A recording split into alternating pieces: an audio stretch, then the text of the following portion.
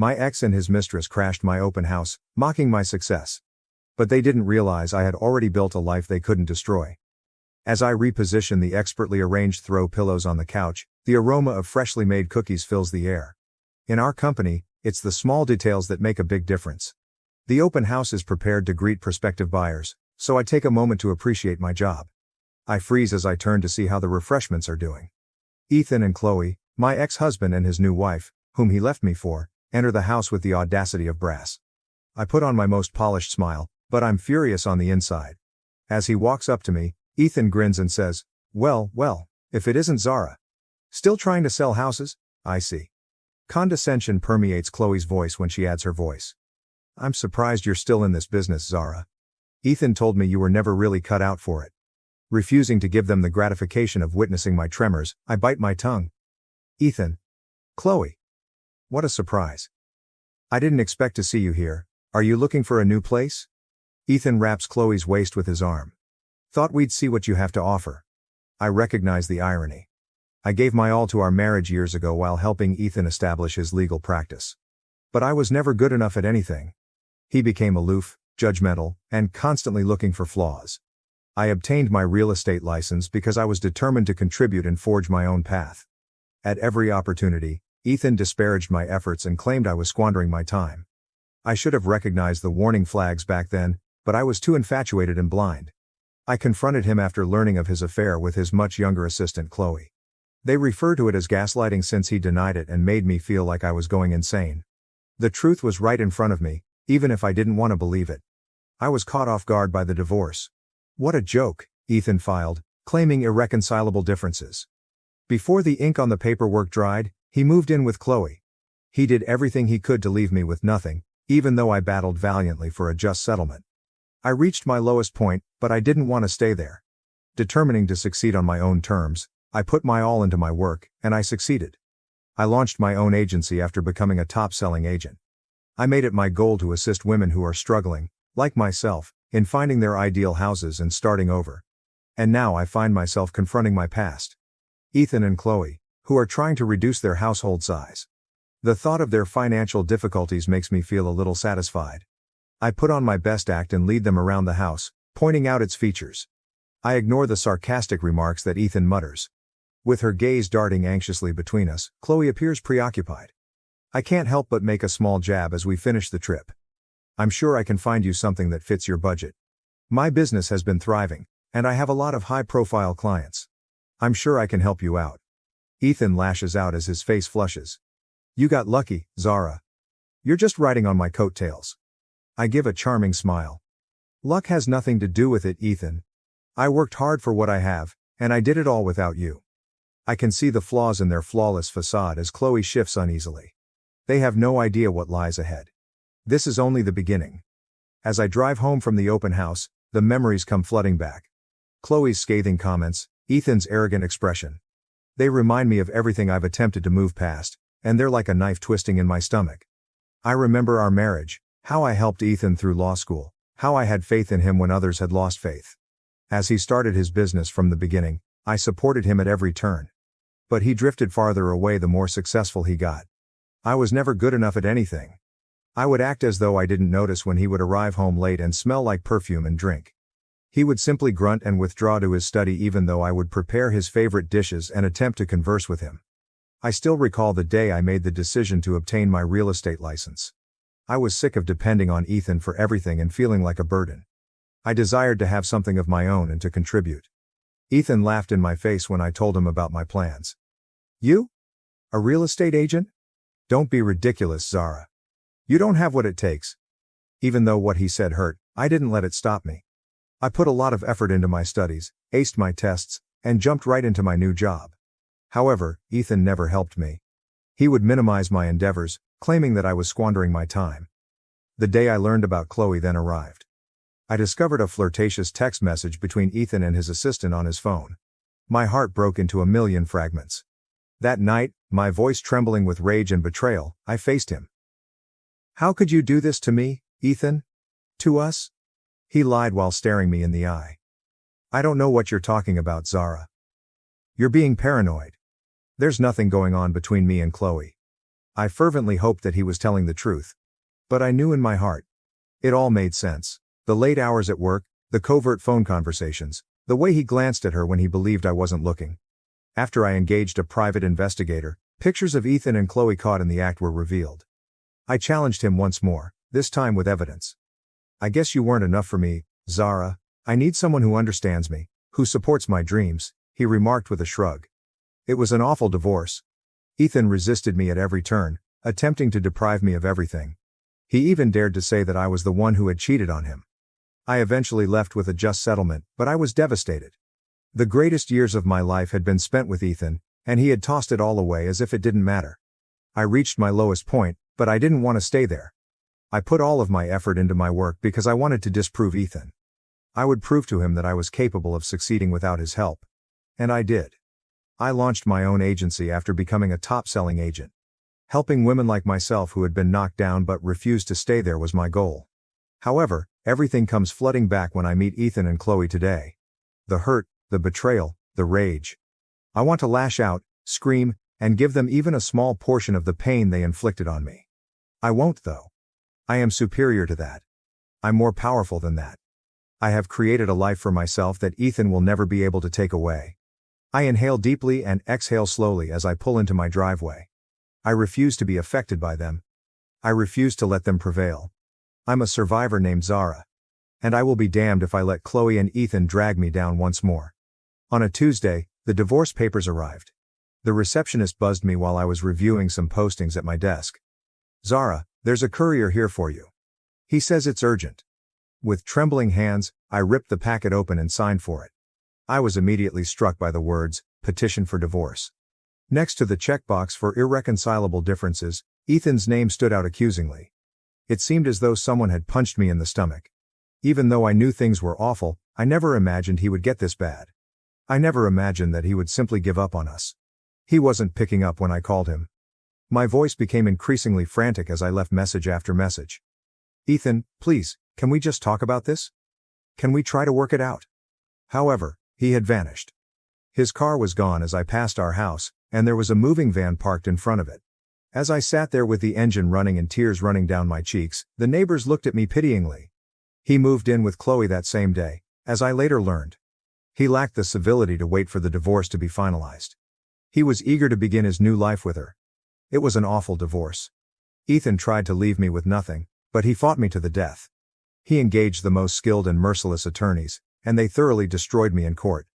I recall sitting across from him in that impersonal courtroom on the day of the last hearing. He refused to even glance in my direction, instead focusing on Chloe, who was sitting smugly in the front row. It ended when the judge struck his gavel. Even though I received a settlement, it felt like a pointless win.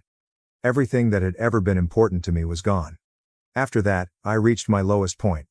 In the morning, I was barely able to get out of bed, much less go to work. To dull the ache, I started drinking. I pushed my family and friends away. I didn't want their platitudes or sympathy. However, I woke up one day and understood that I couldn't continue in this manner. I couldn't allow Ethan to prevail. I couldn't allow him to ruin me. I put my all into my work because I was determined to be successful. I accepted every client and every listing. Fueled by an unquenchable fire in my gut, I worked harder than I had ever done. Painfully and slowly, I began to reconstruct my life. I discovered a new apartment, a little, comfortable space that was exclusively mine. I met new pals who were not sympathetic toward me and who were unaware of my background. I concentrated on finding my clients the homes of their dreams. I focused on helping women going through divorces, women who, like me, were beginning over. I became their rock and advocate. I began to recover as the months stretched into years. The pain grew tolerable, but it never quite disappeared. I discovered how to cope with it and turn it into motivation for my goals. I launched my own agency after becoming a top-selling agent. I surrounded myself with positive, self-believing people. I discovered a fresh feeling of direction and motivation for getting out of bed in the morning. However, I will always remember what Ethan did to me. He threw me aside like I was nothing, and I will never forget it. And I promised to hold him accountable one day. I would one day show him what he lost by choosing Chloe over me. I would get my revenge one day. I put my attention on my work, my clients, and creating the life I deserve for the time being. Zara here, and I'm not going to be broken. As the years went by, I threw myself wholeheartedly into my profession. I accepted every challenge and every listing. I was determined to prove myself, so I put in more hours than everyone else, and it was successful. I became the top-selling agent in my office as my sales figures soared. My clients were so pleased with me that they told their friends and relatives about me. My area of expertise was helping women who were starting over or going through difficult circumstances. I turn into their confidant and mentor. I assist them in locating homes, places where they can recover and start over. At her closing, one of my clients, Zara, a single mother, gives me a big hug. With tears in her eyes, "I couldn't have accomplished this without you, Zara," she says.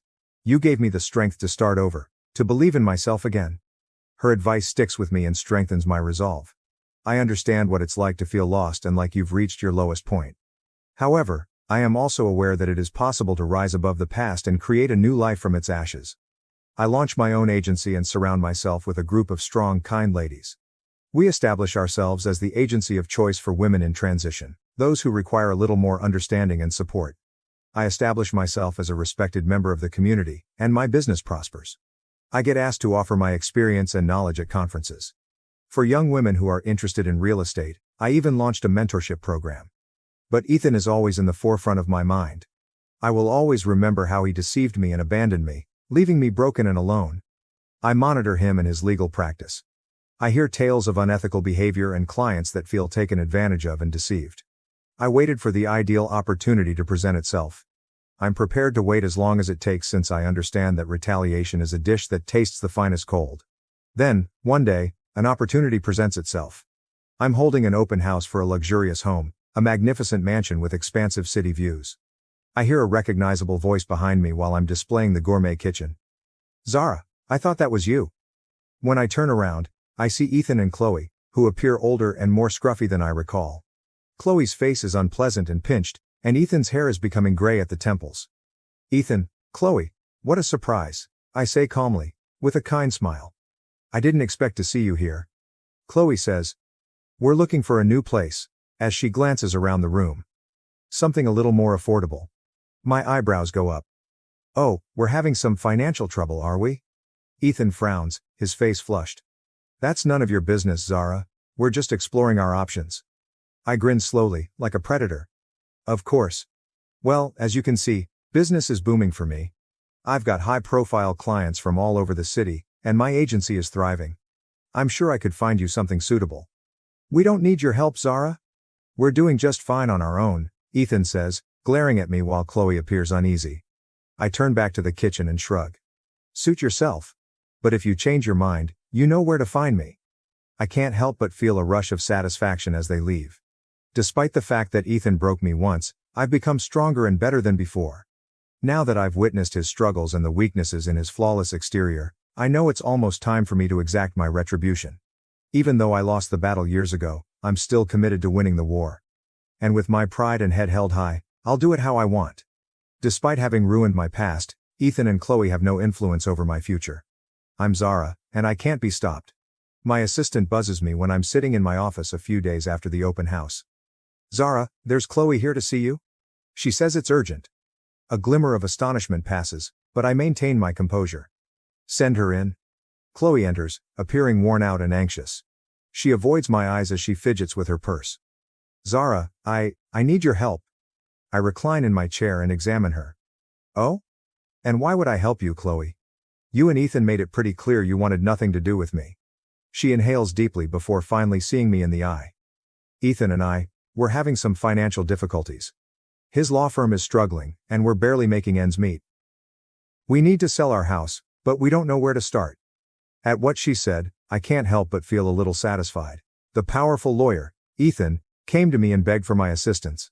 How the powerful have fallen, oh. However, I maintain a neutral look and a professional voice. "I see. And you think I'm the right person to help you?" With beseeching eyes, Chloe nods. "You're the best in the business, Zara. Everyone knows that. And I know we haven't always seen eye to eye, but I'm hoping we can put that behind us, for the sake of our shared history." Sensing an opening, I resist the want to laugh in her face and tell her precisely where she can stick her shared history. "Very well," I responded as I straightened my skirt and got to my feet. "I'll take a look at your property and see what I can do, but I make no promises." With a look of relief on her face, Chloe nods enthusiastically. "Thank you, Zara. You have no idea how much this means to us. Oh, but I think I do, Chloe.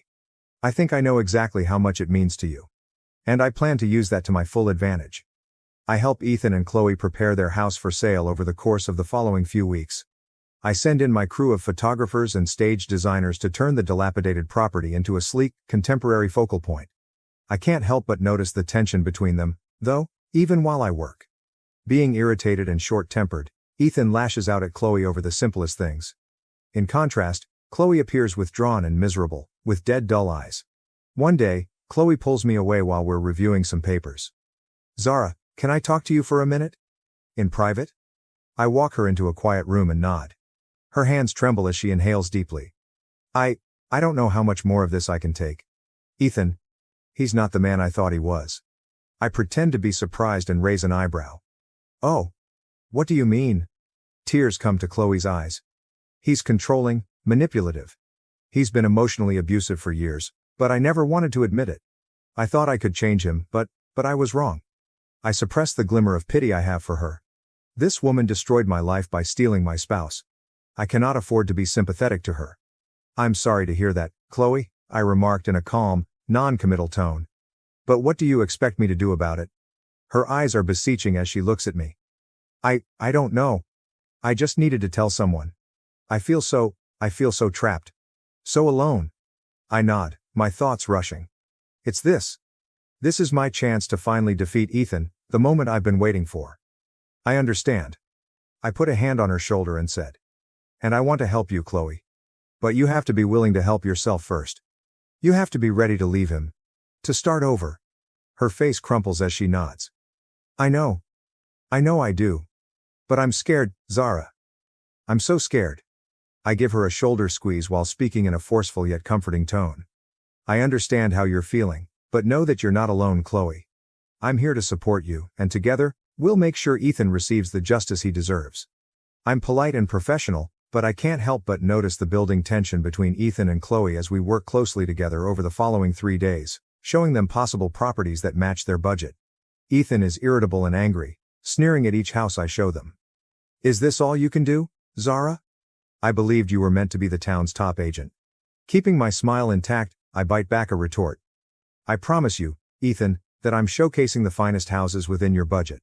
However, I'm happy to keep searching if you have a specific idea in mind. During our showings, Chloe appears withdrawn and preoccupied. She seldom talks and keeps her eyes on the ground. I see her glancing at Ethan with a mix of fear and hatred, and I know that our chat from the other day is still a big part of her thoughts. Chloe abruptly interrupts us as we're driving back from yet another failed showing, saying, Zara, is it possible for us to speak in private? I turn to look at Ethan, who is frowning out the window. Chloe, of course. How about we get coffee? After dropping Ethan off at their hotel with the promise that we will meet later to discuss some paperwork, I take Chloe to a quiet cafe and order a cappuccino for the two of us. I've been thinking a lot about what you said the other day, about leaving Ethan, starting over, she says, taking a big breath while holding her mug tightly. I maintain a neutral expression as I nod. And what have you decided? Tears well up in Chloe's eyes as she says, I'm not sure whether I can do it. I've known him my entire life, and I'm afraid of what he might do if I try to leave. I take her hand across the table and say, I know it's scary, Chloe. But this is far less than what you deserve. Instead of someone who depresses and manipulates you, you deserve to be with someone who loves and respects you. She wipes her eyes with a tissue and nods, saying, I understand. You're correct, I know that. However, I'm not really sure where to begin.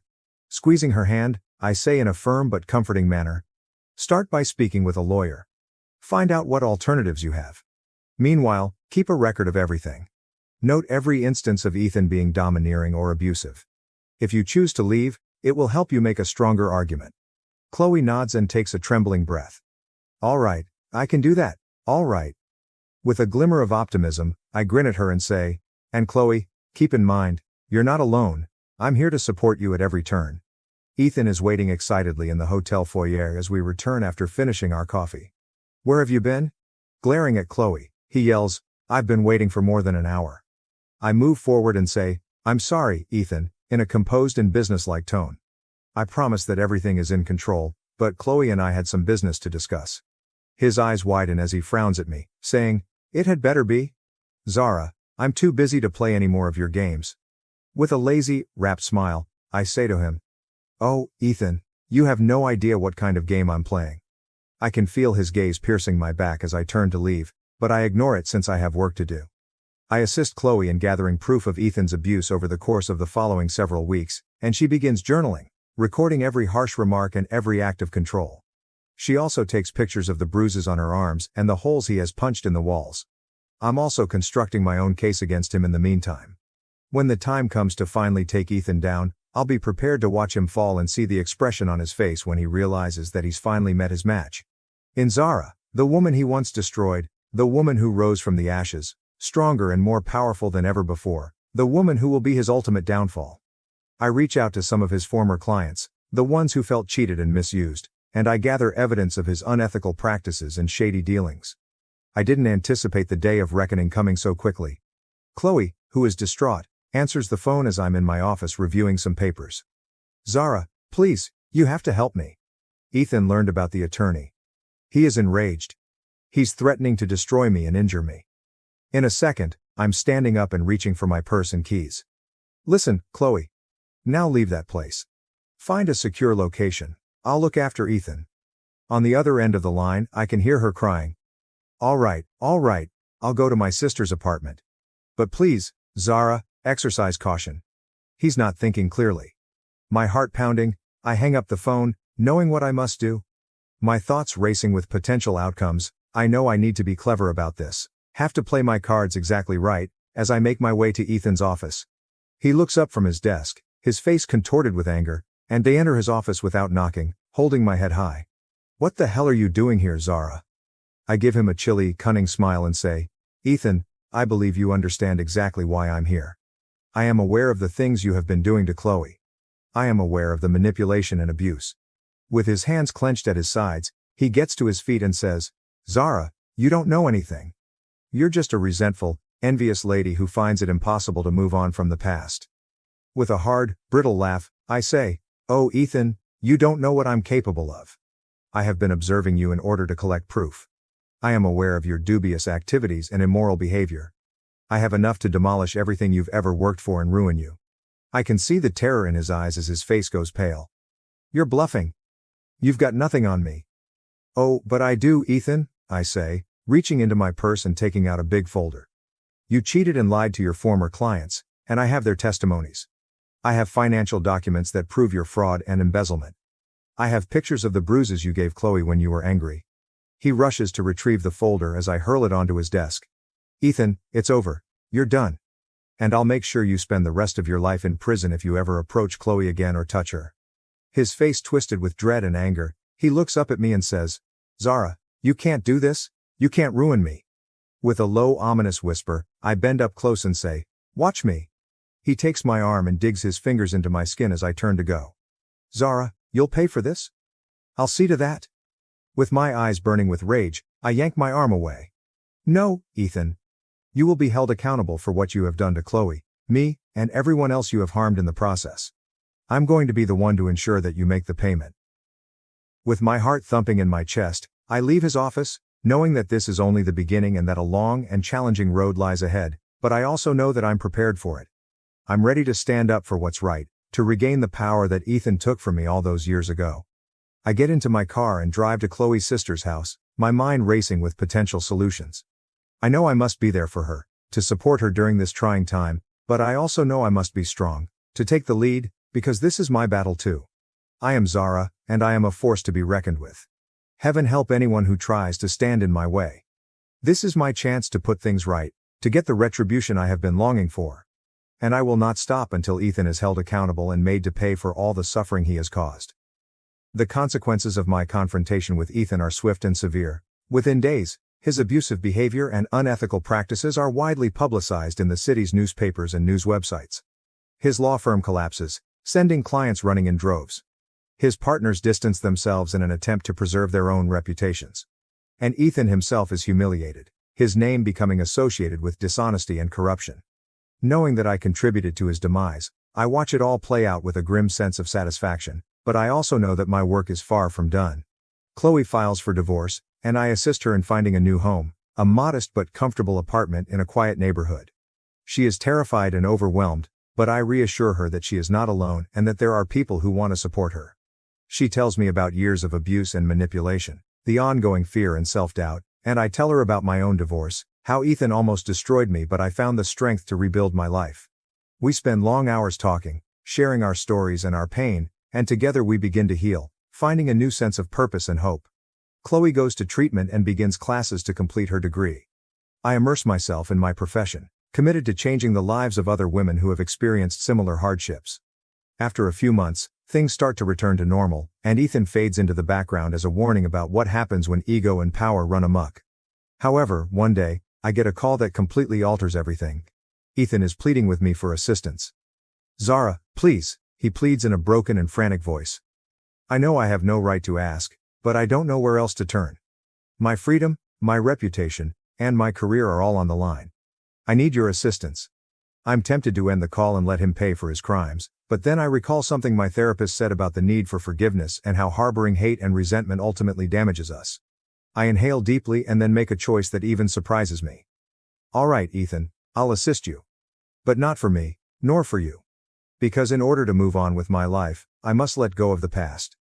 We meet at a coffee shop, and as I listen to him open up to me about his anxieties, his regrets, and his desperate attempt to put things right, I feel a shift in myself. A sense of release and closure. Then, feeling lighter than I have in years, I get up to go, giving him tools and advice on how to get assistance and make amends. With tears in his eyes, he adds, "Thank you, Zara. I know I don't deserve your kindness, but I'm grateful nonetheless." With a little smile teasing my lips, I nod.